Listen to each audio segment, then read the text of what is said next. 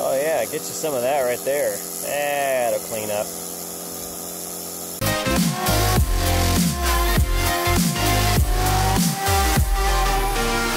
Alright, so welcome back. So today is kind of the last day of good weather that I have out here at the house. It's supposed to be mid-60s today, and in 2 days it's supposed to be in the 40s, and it's probably not going to get any warmer. So as you can see behind me, I do have my transmission and bell housing, my T5 laying out. I've degreased it, and I'm going to use my pressure washer to clean that. Beyond those two pieces, which are kind of the greasiest ones, I've got the EFI fuel tank. I'm going to degrease off the fuel tank cover, the wheel liners, and basically anything else that has to be cleaned today or painted, because I still need to finish that tail lamp lens that you saw last week. So today is to get all that stuff done while I still have the weather before I need to go inside and stay inside and get that wide body done. So there's round one of the degreaser. So I'm just using some of the Harbor Freight degreaser straight that I had in a jug, which is right there. Ta-da! Now this is round one of the degreaser and the pressure washer, so I'm going to re-soak it and go grab some more parts while this is cooking, I guess you'd say, or degreasing. You know, it's in the shade. Here's one of the wheel wells, so you can kind of get a good picture of it right there. And that's the start. So now it's time to get the gun out and make it clean. All right, so now that I'm thoroughly wet, these are through 2 rounds of degreasing and spraying. We'll let those dry for a little bit, get some lunch, and then I'm going to probably do a third one. So you can kind of see there's just some troublesome areas in there that are still a little bit greasy. So I'm going to do one more round of degreaser, get a little scrubbing in, and then I think I'm going to consider these done. So just remember, when you do your transmission, just make sure you pull the plug and get any water that got through. If just by chance, any through the sensors or anything else, just double check before you put grease in there. That way you don't have to worry about contamination or rusting or anything on your gears. All right, what do you think of that, huh? So that's 3 rounds with degreaser, and I did scrub with a green Scotch-Brite. So let me give you a closer look on that. I think it came out pretty nice. There's the transmission. You can see everything came out pretty nice. Now, one thing I did notice is right up top there, you can see there's a bolt broken on the shifter. And just by the amount of, like this, where silicone is blasting out the front, I think somebody has been in this transmission prior to me. So I will probably take this all apart and make sure everything's okay inside before I put it back in with some new fluids in the 90, or I guess the 80 wide fox going in. Oh, everything's done. Now you can see in the far over there that is off the 4-cylinder tank. I just kept it just to keep it. And rack and pinion's done. The 2 wheel wells, I think they're out of the 80 maybe. Not sure. Just kept them. And then if I pan around here a little bit, there's the fuel tank. So everything is clean with the pressure washer. I need to clean up, and my hands are, can you see that? Can you see how pruny they are?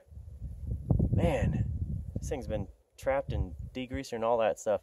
So with that, I'm now going to finish up the tail light that I need to fix from the last episode I showed you, and that will be it for today for the outside weather. All right, y'all, so if you remember last week, I mentioned that this tail light came out kind of bad on this corner, so it kind of had a little bit of a chemical reaction to the polishing compound, and it came out wavy.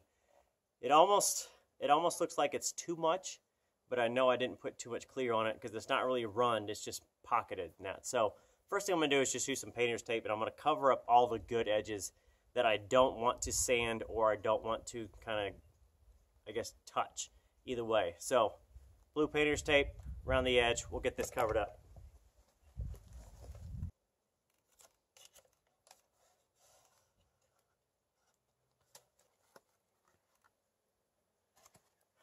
Okay, so now with everything covered up, basically just exposing this, and I've just added tape here so I don't kind of spray this way, I can spray that way and keep extra overspray off this. Just need to sand this area down. Now I'm going to use 400 like I have been, and just a little bit of water to help lubrication really. Once I get done there, clean it off, and you're going to be ready to paint.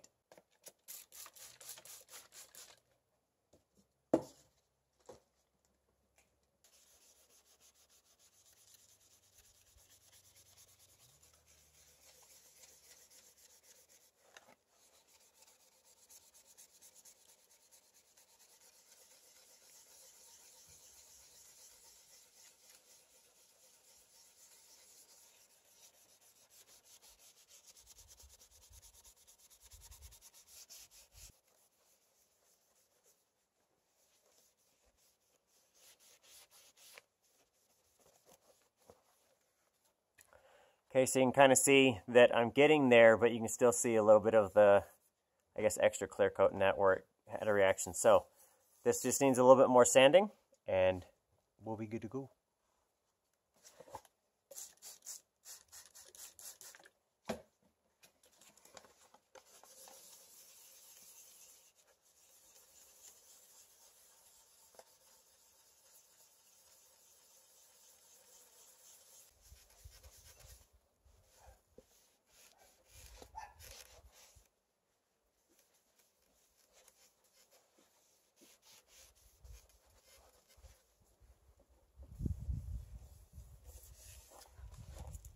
For a break.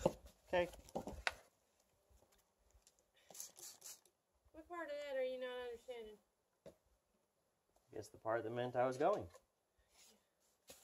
Okay, so once everything's sanded, you can just again clean it off. You'll notice that it is all done. Now just remember, the sandpaper is the hero in this. So take your time, be patient with it, and let the sandpaper do the work. That way you don't have to really push down on it and try and grind it off all at once. It's going to take some time to get all that back off because clear coat is really hard usually. So once you do it there, now it's just a matter of cleaning and then getting ready to put on some new clear coat and make it all pretty.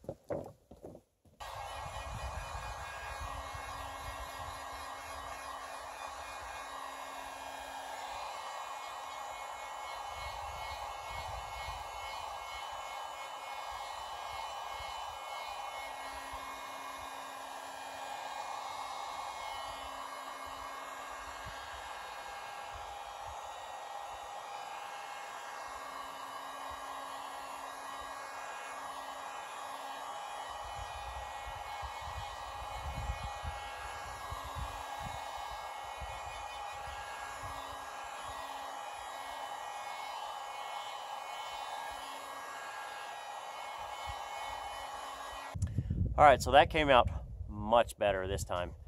So again, just use your patience, let the sandpaper be the hero and do all the work, and you just kind of provide the motion.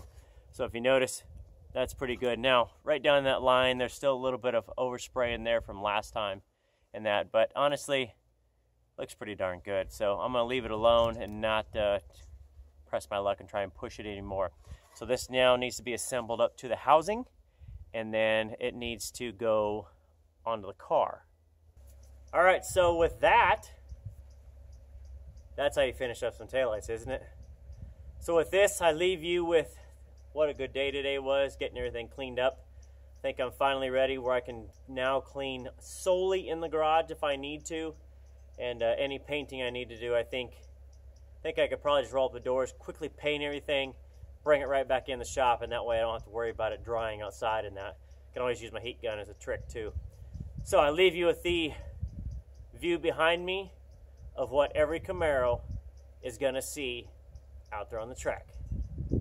Project Wide Fox, get back to the wide body. We'll see you next time. Peace.